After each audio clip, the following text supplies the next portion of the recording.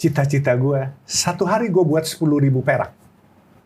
Kalau udah 10.000 perak, lu mau apa? 100.000 perak satu hari. Oke. Terus sudah 100.000, 1 juta, saya bilang. Oke. Sudah 1 juta dioper lagi, 10 juta setiap hari. Setelah 10 juta, 100 juta per hari. Terus dia kejar lagi, setelah 100 juta, 1 miliar per hari. Terus dia bilang, setelah 1 miliar, saya bilang, I retired. Saya berbuat baik kepada orang banyak dengan duit yang berlimpah, saya bilang begitu. Allah kasih malaikat Berbeda dari Om sebagai seorang tokoh, karena aku lihat dari wajah sendiri juga sangat fresh. Apa itu berhubungan dengan spiritual kali Om ya? Bukan juga Bukan mungkin. juga. Satu, makan dijaga. Makan dijaga. Kedua, selalu berbuat baik itu pasti bahagia. Nah, kebahagiaan itu yang mungkin yang mendatangkan nur. Iya. Nur cahaya. Nah, itu. Menurut saya sih begitu. Kalau kita hati bahagia, kita hidup banyak teman. Iya. Dan pasti juga banyak yang doain. Betul. Nah, dengan doa itu mungkin kita sehat yang pasti. Betul. Kalau awet muda mah relatif. Betul. Ya kan? Yang penting sehat aja.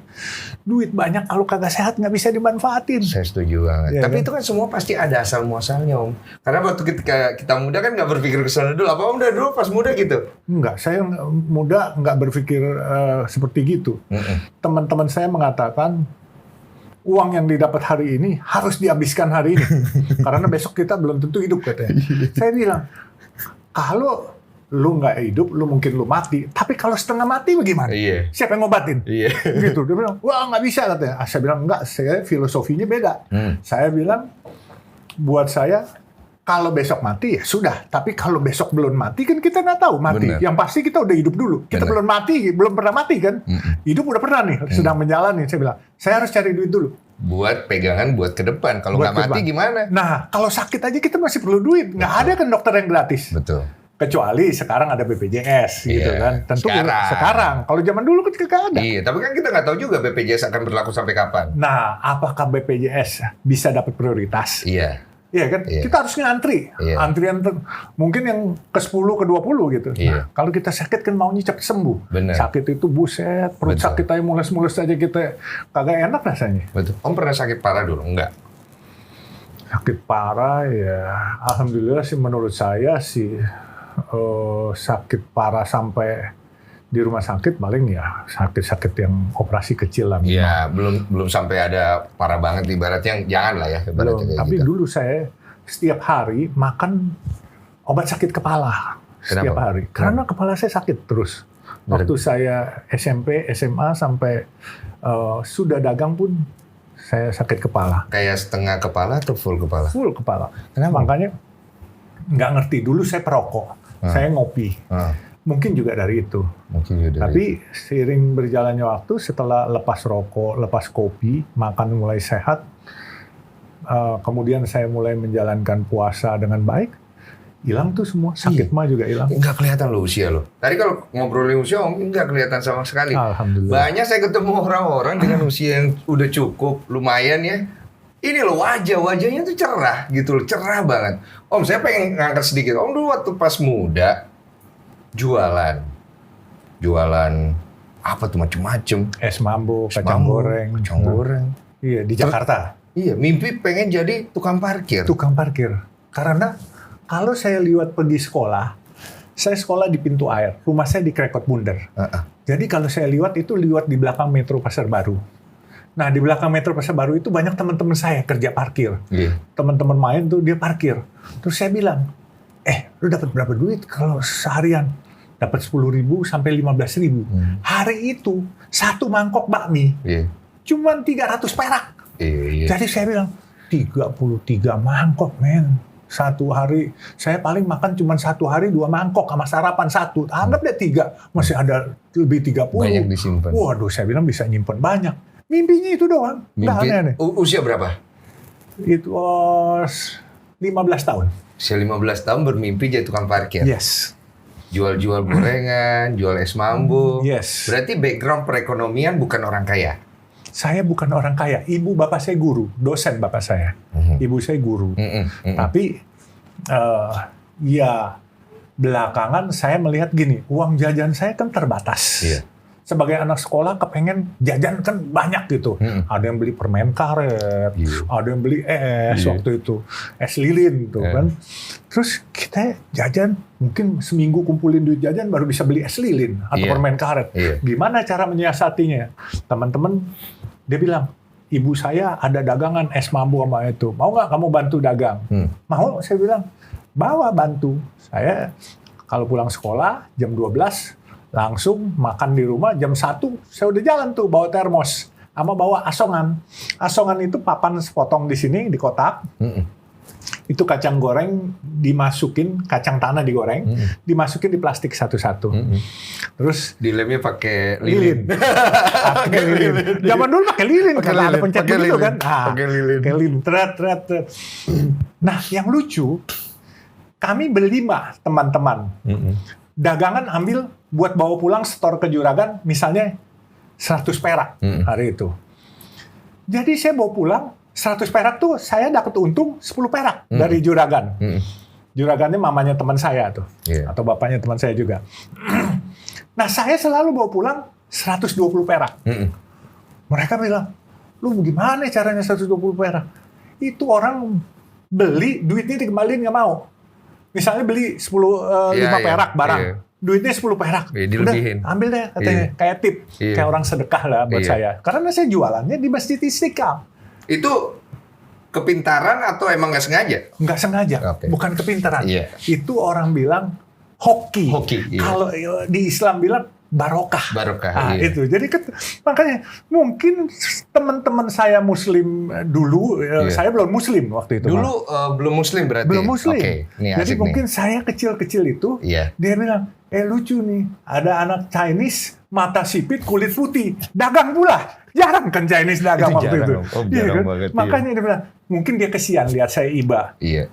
Akhirnya dia lebihnya. Kadang-kala dulu 25 perak duit. Saya kembaliin. Misalnya dia beli 15 perak. Saya kembaliin 10 perak. Udah ambilnya buat kamu. Tapi Om dulu nggak malu kayak gitu. Maksudnya kan kita ini sekarang juga nggak malu.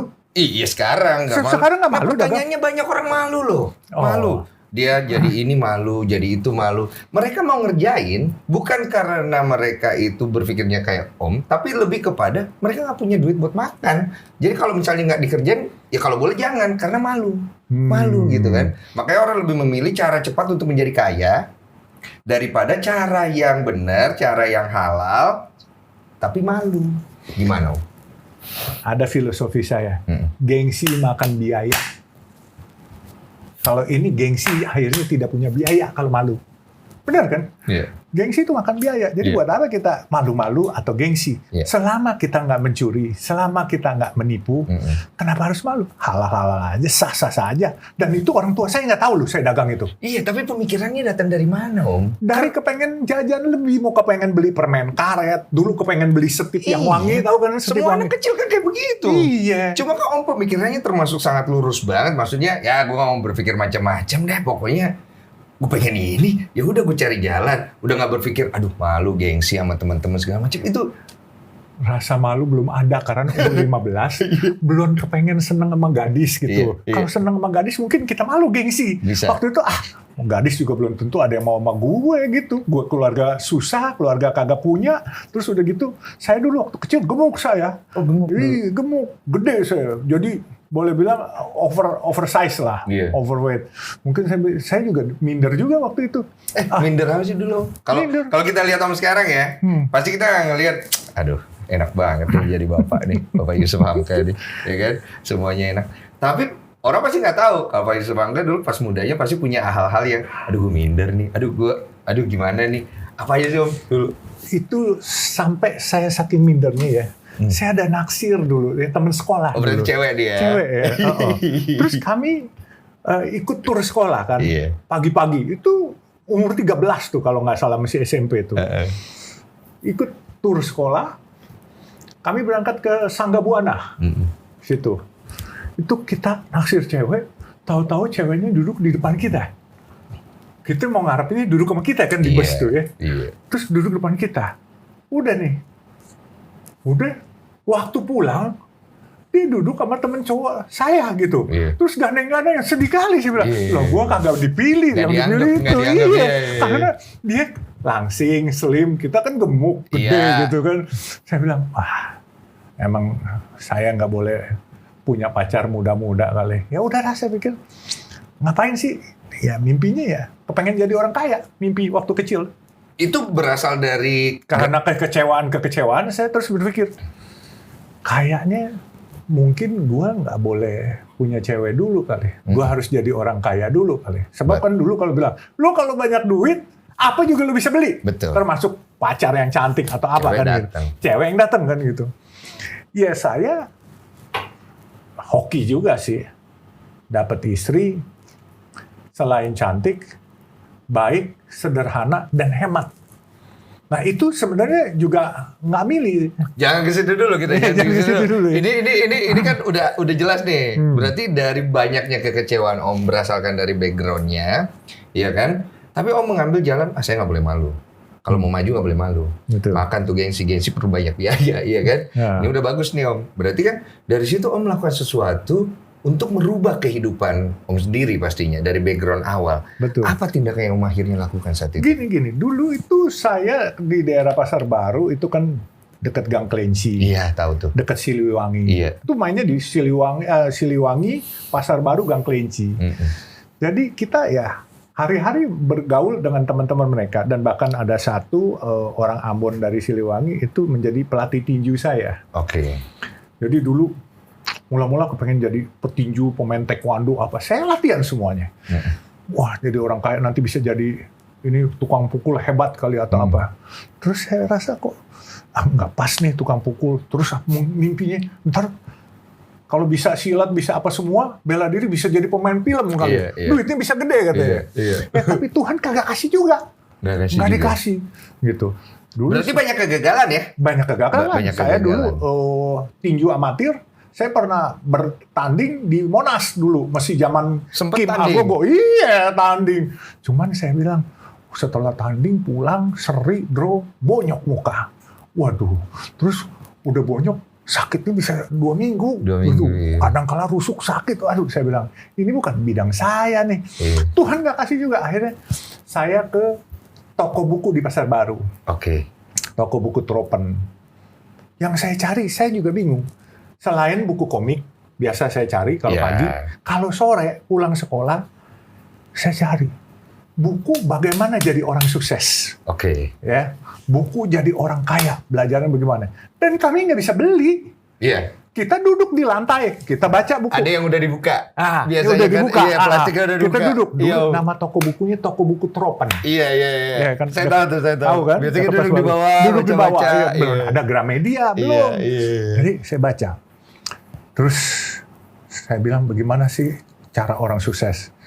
Nah satu hari saya mau berangkat ke Kalimantan.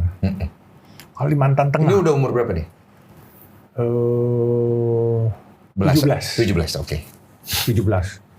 Wah itu daerah sepi, itu daerah memang keluarga saya di sana. Tapi sepi banget di situ pasti. Saya beli 5-6 buku.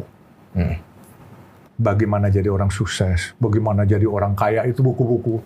Saya pikir buku-buku ini hoax lah tadinya. Ini bohong kali. Tapi rupanya buku-buku itu bukan ngajarin kita terus bisa mencapai satu kekayaan langsung. Tidak. Tetapi sistematika berpikir kita, tahapannya itu ada di situ. Ada rangkanya. Yes, Yes. gitu. Sehingga di sana buku-buku itu diajarkan. Jadi orang kalau janji harus on time. Oke. Kalau ngutang, kalau nggak bisa bayar, jangan menghilang. Oke. Datangi orangnya, apa barang yang ada, yang konsumtif, yang kita punya, yang kita sayang, jual, bayar utang orang. Tanggung jawab. Tanggung jawab itu. Nah, Cakep. makanya, jadi di situ kita diatur tata keramanya. Terus kalau bisnis itu nggak boleh culas. Attitude. Ya. Yes. Terus dalam pertemanan yang paling mahal, yang harus dipegang, loyalty. Loyalitas. Iya, itu. Jadi itu kuncinya. Jadi buku itu membuat itu semacam peta. Iya, kerangka berpikir Betul, kita. kerangka berpikir. Yes. Nah, kalau kita mengacu ke situ dari sebuah kerangka berpikir atau sebuah peta yang kita dapat dari buku, bisa nggak kita kaya kalau misalnya dari diri kita sendiri, Om? Berdasarkan pengalaman Om sendiri, tidak ada keinginan kuat, tidak ada kegigihan, tidak ada ketekunan. Kalau nggak ada kegigihan, nggak ada ketekunan, dan tidak ada ambisi, ambisi itu perlu. Mimpi itu juga perlu. Tapi jangankan biarkan mimpi itu tercecer di jalanan. Bikin mimpi itu jadi wujud kenyataan. Betul. Wujudkan itu. Ini yang paling sulit. Nah, makanya saya bilang, satu, selain kita belajar pintar, kedua, ridho. Ridho orang tua. Makanya kita nggak boleh kualat sama ibu bapak kita. Itu selalu saya pesankan. Ridho orang tua, doanya orang tua. Ketiga, berkah dari Allah Subhanahu Wa Taala. Kalau nggak ada berkah, apapun kita jalanin gagal. Itu Om bisa ngomong sekarang. Kalau dulu pas muda, saya kecewa juga sempat. Sempat bahwa kegagalan saya sempat kecewa. Tapi saya nggak pernah salahkan Tuhan saya. Saya kecewa, gagal, saya salahkan diri saya. Tidak menyalahkan orang lain? Tidak. Kenapa? Kan enak nyalain orang lain, Om. Aduh, kalau nyalain orang lain, kita nggak akan bisa berpikir untuk maju. Semua kegagalan adalah kita yang buat.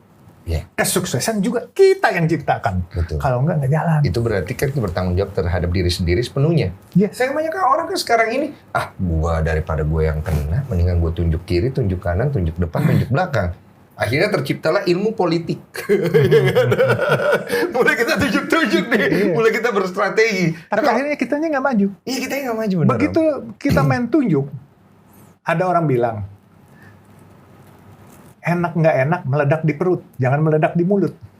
Apa itu artinya? Boleh. Nah, lu nggak boleh main meledak di mulut, salah-salahin orang. Telan aja sendiri meledak di perut, buang jadi kotoran. Cuma sakit tuh. Biar aja. Tapi kan orang yang bantu kita dulu, kalau kita main salahin, besok nggak bantu kita lagi. Tapi kalau bilang, oke, gue salah. Besok mereka lihat, kita punya gentleman, itu bisa diapresiasi orang dengan lain cara loh. Berarti ada satu hal yang aku tangkap, untuk bisa seperti itu, kita harus punya hati yang cukup besar, untuk bisa menerima kesalahan orang lain. Siap. Itu kadang-kala sulit, berat. Kan? Iya, sulit. Berat, tapi kadang-kala saya berpikirnya begini, kalau sedang dizolimi, mungkin saya lagi dites sama orang itu. Atau Allah yang ngetes saya. Udah gituin aja. Tapi memang susah. Tapi lu ngelawan juga nggak menang. Mending lu diem. Ngelawan nggak menang. Jangan-jangan masuk penjara. Ya udah diem aja kan. Paling nggak masih bebas di alam bebas. Ya, bisa cari rezeki lain. Saya nggak ujuk-ujuk hari ini. Tahun 98, saya 2 minggu nggak bisa makan. Minum, makan pun buah, terus sampai berdiri pun ileran. Kenapa? Waktu itu dolar dari 1.000 menjadi 10.000. Saya punya posisi falas. Dan tahun 98 itu saya rugi ratusan juta dolar. Dalam waktu 3 jam. Itu sama kayak ketika saya pernah main judi, saya kalah miliaran, itu saya nggak bisa tidur juga itu 7 hari 7 malam. Iya, sampai saya ngelamun, saya ileran. Iya, kayak kewarasan hilang ya. Iya, saya masih perokok. Iya. Wow, itu bakar terus tuh. Saya bakar terus, tapi saya yang luar biasa adalah malaikat yang mendampingi saya, yaitu istri saya. Oh, satu sudah menikah. Iya, udah menikah itu. Saya peluk dia, saya bilang, maafkan saya, Ma. Tapi saya akan mulai lagi, saya akan cari lagi. Gitu. Dia bilang, nggak apa-apa. Kita sama-sama kerja aja. Kita cari. Nggak usah. Terus saya ambil sejadah. Saya langsung sholat, terus saya berdoa. Ya Allah, aku terima musibah ini. Aku terima. Aku terima musibah ini. Aku ikhlas. Harta yang kau berikan, engkau ambil balik. Aku ikhlas, lillahi ta'ala. Tapi tolong, ya Allah, kasih aku kesempatan dan kesehatan. Aku nggak minta harta, kesehatan. Dan pemikiran aku tetap ada. Insya Allah, aku akan kembali. Aku akan kembali. Itu satu statement yang sangat berenergi, saya bisa nangkep. Semoga banyak orang bisa nangkep. Karena sebuah penerimaan kita akan suatu hal yang kita tidak suka, itu membutuhkan hati yang sangat besar. Apalagi kita pernah punya, Om. Om punya ratusan juta dolar, diambil. Dalam waktu 3 jam. Itu syukur-syukur kayak gila loh, Om. 3 jam loh. Almost crazy. Coba aja, hampir ileran. Iya. Sampai saya ngelamun, sampai nyonya saya nangis. Iya. Pak, Dah, nggak usah diseselin. Kita mulai lagi. Itu malaikat, makanya saya bilang malaikat, spirit. Behind every success man, there is a great woman. Yes. Bantu kami, Om. Kami ini laki-laki ini punya masalah dengan hasrat kami nih, Om. Ya kan? Om juga pasti pernah muda kan? Iya kan? Bagaimana sih kita laki-laki akhirnya harus memilih wanita yang tepat untuk mendampingi hidup kita? Gini, filosofi saya pilih istri, bukan pilih kecantikan fisiknya. Iya. Pilihlah kecantikan hatinya. Bagaimana cara melihatnya? Makanya, kalau kita pilih perempuan cantik, mau cantik tapi hatinya nggak baik, itu akan jadi problem di rumah tangga kita. Ya. Tapi kalau kita pilih perempuan cantik hatinya, setia pasti itu hatinya. Betul. Dan terus dia sederhana, dia bisa simpenin apa yang ini, dan dia bisa berbagi tugas. Yeah. Kita mencari nafkah di luar, dia mengurus rumah tangga, anak-anak kita. Yeah. Dan walaupun kita pulang kadang-kala tengah malam, pagi, dia mensupport. Malam pun dia lagi tidur enak, dia bangun. Yeah. Dia siapkan makan kita, sudah makan belum? Kadang-kadang kita bilang udah makan, oh mau minum susu nggak, apa segala macam. Dia memperhatikan kita. Walaupun sebentar. Sebenarnya itu kan yang sebenarnya laki-laki cari kan. Yes. Cuma masalahnya di sekarang ini nih Om, waduh susah banget nyari wanita yang seperti Om gambarin. Nah gimana nih, ada kiat-kiat nggak? Mungkin ada tes-tes, mungkin cara kita melihatnya seperti apa. Karena kalau laki-laki udah dikomandoi dengan hasratnya, di sini hilang. Jam 3 pagi kita udah berangkat bukan untuk urusan nyari istri nih. Kita jam 3 pagi berangkat untuk nyari kesenangan gitu. Di filosofi Jawa ada bibit, bobot, bebet. Oke. Itu. Jadi makanya kembali ke diri kita sendiri. Kalau kita senang istri yang glamor, kadang-kala belum makan juga tuh glamornya nanti. Nanti kita susah, nggak bisa ngikutin lifestyle-nya. Iya. Ya, kita lebih baik cari yang pinter, setia, yang hati baik, sederhana itu. Iya. Ya kan, bukannya kita nggak kasih dia pakai barang-barang mewah. Bukan. Silakan. Iya. Dia mau pakai, cuman ada batasannya. Gini, di dalam hidup ini ada satu azas kebutuhan sama azas keinginan. Iya. Ya. Jadi kalau keinginan, kita kepengen punya pesawat pribadi sendiri. Betul. Kita kepengen punya booth sendiri. Pengen punya rumah, pengen punya istana sendiri. Ya. Tapi kembali, itu keinginan. Kebutuhannya butuh nggak? Nah. Kalau nggak butuh, mau ngapain? Misalnya kita mau punya villa nih, let's say villa. Butuh nggak sih? Kalau nggak butuh, cukup sewa hotel aja misalnya keluar kota. Betul. Ngapain? Betul. Kita punya villa, terus kita harus dibebani dengan maintenance setiap bulan, pembantu yang jaga, bayar utility setiap bulan, dipakainya setahun sekali. Kadang-kala dipakai teman. Iya kan? What for? Kalau kita tinggal di hotel, memang mahal. Tapi kan begitu 2-3 hari kita kelar, kita tinggal angkat koper, nggak ada beban di belakang kita. Nah ini yang adik-adik kita harus tahu. Jangan nafsunya, keinginannya, pengen ini. Tapi kalau nggak ada manfaatnya, buat apa? Tapi kalau nggak keren gimana Om? Sekarang ini kan kita ngejar keren di pergaulan, ya kan? Wih gila dia punya ini, gila dia punya itu, gimana? Sekarang gini, kita mau jadi jagoan waktu muda, atau jadi jagoan waktu tuanya, ya kan? Ini gue suka nih. Pas muda, bersakit-sakit dahulu atau senang kemudian, atau senang dahulu, sakit kemudian. Nah, boleh. Ya kan? Saya selalu menekankan bahwa dari dulu saya berapa kali gagal, tapi saya pokoknya bilang, satu saat, dikala saya umur 60, saya semua sudah settle, dan saya mau pensiun, semua udah ada. Dulu mimpi saya, waktu saya cerita sama teman-teman, saya bilang, saya sambil nyupir mobil jelek itu. Ada teman perempuan satu, dia tanya, cita-cita lo apa sih? Katanya. Cita-cita gue, satu hari gue buat 10.000 perak. Waktu itu 33 mangkok. Beli bakmi. Atau masih asas tukang parkir dia. Iya. Baru mimpi tukang parkir. Iya. Terus dia tanya lagi, dia kejar. Kalau udah 10.000 perak, lu mau apa? 100.000 perak satu hari. Oke. I should make it. Terus sudah 100.000, 1 juta, saya bilang. Oke. Sudah 1 juta dioper lagi, 10 juta setiap hari. Dia kejar lagi. Setelah 10 juta, 100 juta per hari. Terus dia kejar lagi. Setelah 100 juta, 1 miliar per hari.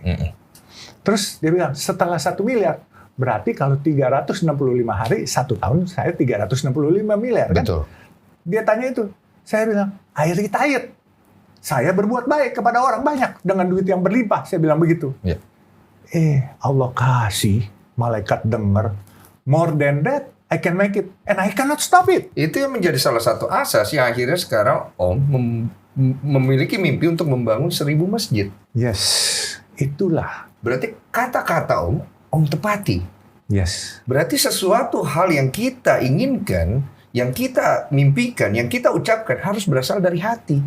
Betul. Karena kebanyakan akhirnya seorang itu mempertanyakan, kok gue nggak bisa seperti itu, tapi hatinya sendiri tidak sesuai. Mungkin Ya. itu yang mungkin kita harus koreksi kali Om dari setiap diri kita ya. Betul, kadangkala lupa bahwa setiap kenikmatan yang diberikan oleh Tuhan, saya percaya ini kenikmatan bukan karena kepintaran kita, dari Tuhan. Iya. Makhluk gaib yang kita panggil Tuhan itu yang memberikan kita. Iya.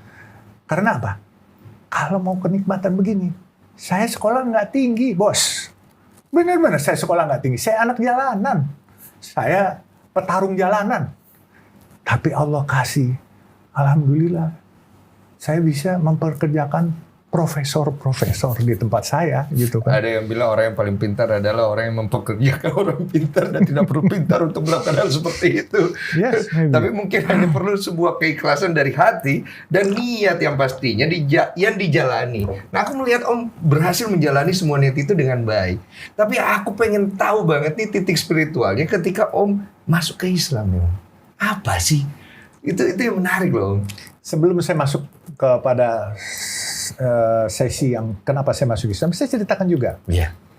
Ini the untold story yang saya tidak pernah ceritakan kepada orang. Aduh, makasih. Saya pernah sekolah ke Amerika dengan keinginan saya.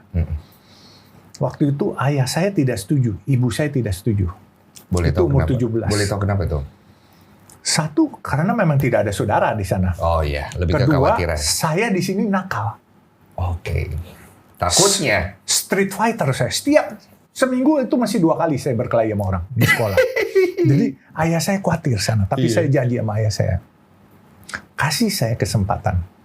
Saya mau jadi orang baik. Kalau di Jakarta, saya nggak bisa jadi orang baik. Karena lingkungan saya preman-premanisme semua. Berarti faktor lingkungan bisa membentuk kepribadian seseorang menjadi baik atau tidak baik. Yes. Silakan Om, lanjut. Nah, saya punya advisor, supir, sales rokok. Itu dia umur lebih tua dari saya 2 kali saya. Saya masih 17, dia udah 30 lebih. Yeah. Tetapi saya sering ngobrol. Kalau pagi mereka datang, mereka siap sarapan, depan rumah saya ada warung, itu saya ikut nongkrong di warung. Kita ngobrol. Jadi jangan meng-underestimate supir-supir ataupun sales-sales. Karena ada hal-hal baik yang kita belum lewatin. Seperti tadi, Bung Denny bilang, Bung Denny pernah muda, tapi nggak pernah tua kan seperti saya. Belum. Saya udah, tapi akan nanti. Saya makanya kalahnya di situ. Kalau Om kan udah semua ibaratnya. Udah semua, makanya saya bilang, udah uzur nih. Iya kan? Orang bilang, udah bonus aja nih. Nah, jadi saya berangkat ke Los Angeles. Terus, saya di Los Angeles, saya punya uang sekolah untuk 1 tahun. Waktu itu $1.000 1 bulan, Ya. $12.000. Oke. Ya, Waktu 1 itu tahun. dolar masih berapa? Dolar masih 600 ke 600, oke. ya. Diajak teman ke Las Vegas. Saya jadi supirnya teman. Karena dia bilang, gua kalau bawa mobil ngantuk nih. Kita weekend, Jumat malam, saya bawa mobilnya ke Las Vegas. 20 jam. Yes, saya nyupir sana. Lumayan jauh itu. Lumayan jauh, sampai pagi kita. Iya, tahu. Ya kan? Terus sampai pagi, tidur dah. Tidur, begitu sore, kita ke Las Vegas. Ikut main judi. Akhirnya, habis itu duit. Uang yang dibawa buat bekal. Saya buat sekolah itu habis semua duitnya. Waduh, saya bingung. Omongan di awal nih sama orang tua nih. Iya, udah pulang pasti digebukin nih. Minta bagaimana? Akhirnya, udah deh. Saya ada teman, ada semacam kayak ibu angkat yang pindah ke Vancouver. Akhirnya saya minta pinjam kirimin tiket. Saya ke Vancouver. Saya netap di situ. Ternyata ibu ini kawin dengan orang bule di sana. Menjadi pengelola apartemen. Oke. Pengelola bukan pengelola ini, tukang bersih-bersih apartemen semua, landlord nih. Iya, tapi Gitu. yang bagian membersihkan. Bersihkan. Nah, saya tinggal gratis, saya sekolah gratis, terus saya harus bantu nyupirin dia. Iya. Dia pergi kerja jam 5 sore, kerjanya sore karena kerja di restoran bar. Iya. Saya antar dia, nanti jam 10, jam 11 saya jemput lagi. Iya. Nah, dia mengelola ada beberapa townhouse. Iya. Hari itu ada WC-nya macet. Iya. WC-nya macet. Dia lagi kerja. Dia bisa diganti dong sama nanti penghuni kalau dia nggak ada. Iya. Akhirnya dia telepon. Dulu dia manggil nama saya Alun, nama kecilnya. Alun, Iya. could you please help me, katanya. Itu ada WC macet gitu. Oke. Kita anak jalanan kan biasa gitu ngerogoh-rogoh yang kotor-kotor. Iya, nggak takut kotor. Iya, kita tadinya kagak mau pakai sarung tangan. Malah dia yang bilang, pakai sarung tangan. Kalau di sana. Iya, di sono. Kita korekin kotoran-kotoran di toiletnya itu. Angkat semua, ada kotex, ada tisu semua. Kotoran jadi satu. Akhirnya lancar. Udah, besok-besok akhirnya saya dapat upah juga di situ. Dibagi. Dia bilang, udah saya bilang, udah dah, saya kan tinggal di sini. Nah, akhirnya cari duit situ, terus saya baru pulang gitu kan, udah sekolah gitu. Dapat tambahan lagi. Dapat tambahan di situ. Jadi nggak usah malu. Saya nyupir truk yang gandeng buat pindah. Saya sewa, saya nyupir. Saya pakai SIM internasional, walaupun SIM-nya A. Itu kan masih B2. Semua mulus. Cuman terakhir waktu mau pulangin mobil ini, habis pindah-pindahan, saya suruh teman saya tuh almarhum, mundurin. Dia kagak bilang stop. Akhirnya ada satu tanda stop gitu. Kena miring. Iya. Waduh, saya bilang, udah tinggal aja deh, yang penting nggak rusak deh. Tinggal aja deh. Jadi kalau orang yang nonton tahu dia pelakunya nih. Sekarang kalau minta ganti rugi gede nih ganti ruginya. Oke, berarti saya bisa tangkap satu, jangan takut malu. Malu, aduh, lu nggak bisa maju. Kedua, jangan takut kotor. Yes. Kalau lu nggak mau kotor, ya gimana caranya lu bisa survive? Itu yang kita bisa tangkap. Terus kita juga harus punya ambisi. Nah sekarang yang aku pengen tahu, bagaimana cara mengontrol itu semua? Apakah ini berhubungan dengan ketika akhirnya, ini aku mau tahu dulu, kenapa dipanggil Baba Alun nih? Alun nih? Nama saya Alun Yosep dulu. Jadi dikala buat masjid, tadinya kan mau masjid Jami Yusuf Hamka, saya bilang jangan, kultus individu. Terus karena masjidnya Orientaluk, teman-teman kepengen bilang, harus ada nama Alun deh, katanya nama kecil. Oke, boleh. Akhirnya Bapak Alun. Nggak cocok. Teman-teman malah yang nyariin. Babah aja. Babah kan panggilan orang-orang Cina di kampung kan. Babah dulu kan. Oh itu. Iya, jadi Babah Alun. Gitu. Nah, seorang Babah Alun menjadi seorang Muslim. Ini kontras banget loh. Boleh cerita dikit nggak? Karena pasti banyak sekali orang yang pengen dapat pencerahan ketika Babah Alun nih masuk ke Islam. Apakah itu berhubungan dengan ketenangan jiwa? Apakah itu berhubungan tentang menemukan sebuah kebenaran? Boleh di-share Kak mungkin? Atau memang... Boleh. Ya, seperti apa ceritanya? Saya masuk Islam ini bukan ujuk-ujuk. Iya. Saya masuk Islam ini karena teman-teman saya di lingkungan saya dulu di Karanganyar, Pasar Baru, Krekot Bunder, itu semua teman saya Muslim. Tunggu. Om sendiri dulu maaf ya, agamanya apa? Saya Protestan. Oh Protestan, oke. Lanjut. Saya Protestan. Ya. Saya bahkan waktu anak-anak masih kelas 6 SD, setiap Natal, saya itu selalu ikut di panggung pakai baju daerah, pakai sarung, pakai kadang-kala belangkon, terus didandanin apa pokoknya kumis-kumisan gitu.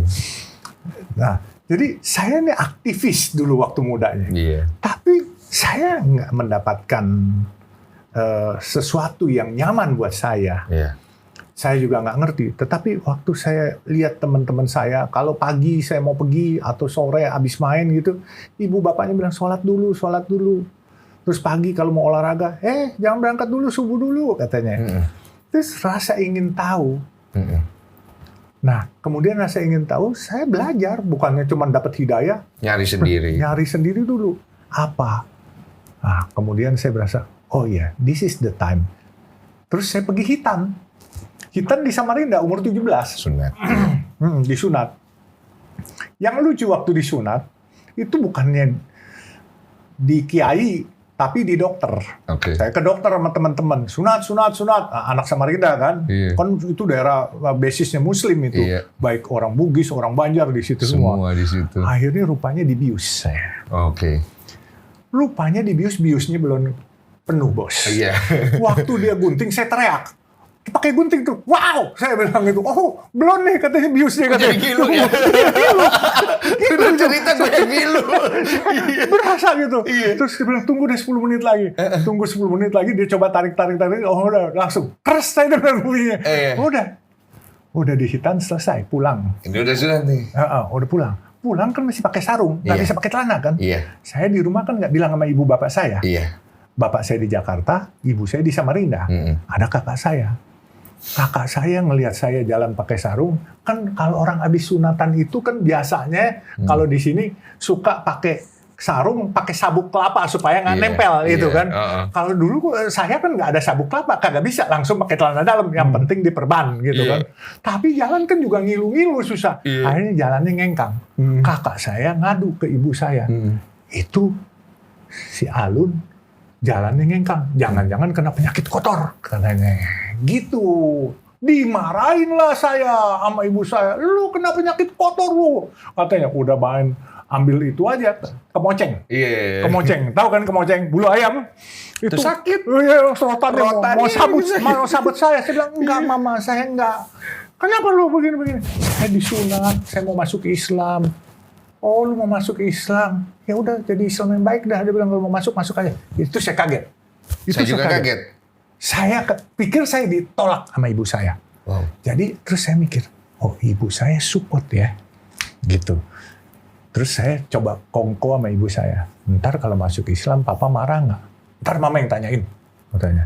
Mama Kristen berarti ya? Mama Kristen. Oke. Papa Kristen ya? Papa Kristen. Oke, lanjut. Seru nih. Terus setelah itu saya udah di hitan aja, saya belum masuk Islam. Ya. Terus saya ke Jakarta, ketemu ayah saya. Ayah saya pulang pergi kan. Terus mama cerita katanya, kamu mau masuk Islam? Saya bilang, iya sih. Yakin kamu katanya. Yakin. Ayah saya dosen di UNTAK, Universitas 17 Agustus. Berarti ibu Fakultas bapak ini Hukum. akademis orang. Yes. Satu guru ya. Terus saya bilang, Papa kasih nggak? Papa juga nggak bisa larang. Papa nggak bisa ngasih. Terserah kamu. Kalau kamu, menurut kamu itu pilihan yang baik buat kamu, kamu jalanin. Ayah saya bilang gitu. Dia cukup moderat. Oke, saya nggak langsung masuk Islam. 1 tahun kemudian mungkin. Setelah itu saya lihat di majalah Tempo bahwa ada orang masuk Islam. Orang Samarinda. Yeah. Kemudian saya coba tanya, saya ke Al-Azhar, saya panggil teman saya, yuk coba tanya ke Al-Azhar. Al-Azhar, saya ketemu Ustadz Zaini, sekretaris masjidnya.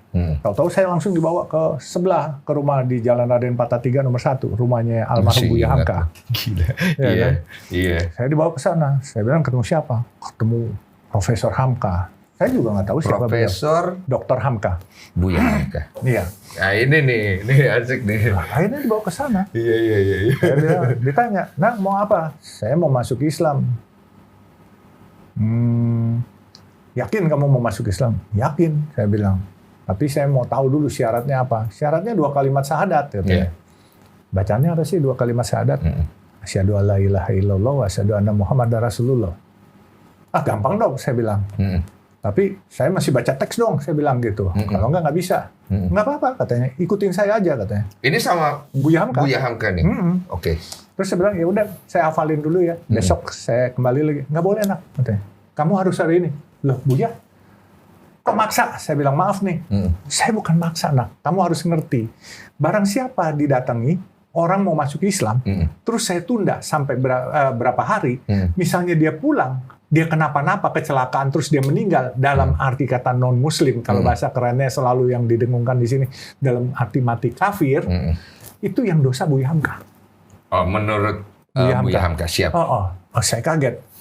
Terus saya bilang, Buya nggak boleh besok. Enggak, kalau kamu niat, kamu laksanakan hari ini. Ya. Terus mendadak nyerocos saya tuh saya. Ya udah, Bismillah Buya.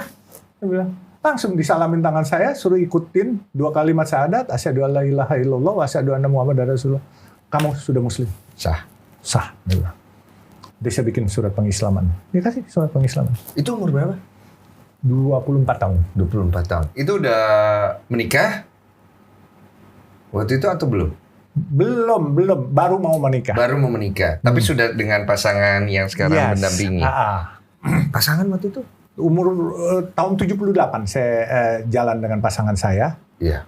Terus saya kawin 81.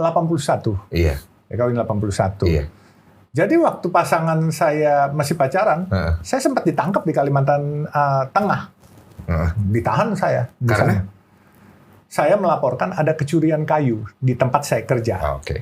Tapi rupanya orang ini sekongkol dengan penguasa setempat. Iya. Di balik saya membuat gaduh. Iya, standar lah itu. Kan? Iya. Akhirnya saya ditangkap. Iya. 21 hari saya ditahan di Kalimantan Tengah. Berarti pernah ditangkap, pernah ini masuk Islam. Saya ditangkap 3 kali. 3 kali?